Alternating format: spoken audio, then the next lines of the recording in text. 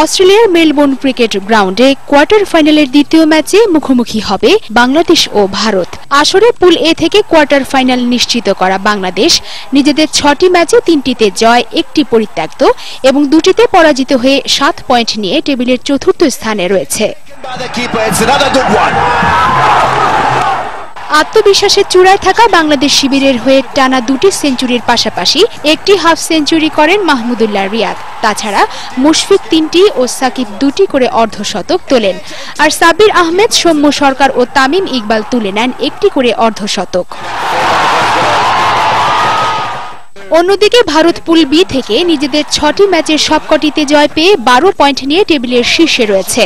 শিখর ধাওয়ানের 2টি শতকের পাশাপাশি বিরাট কোহলি ও রায়না করেন 1টি করে সেঞ্চুরি। ওয়ানডেতে এ পর্যন্ত দল দুটি মুখোমুখি হয়েছে 28 বার, 24টিতে জয় পেয়ে এগিয়ে টিম ইন্ডিয়া।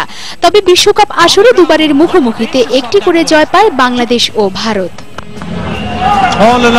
শেখ শায়লা, মোহনা, স্পোর্টস ডেস্ক।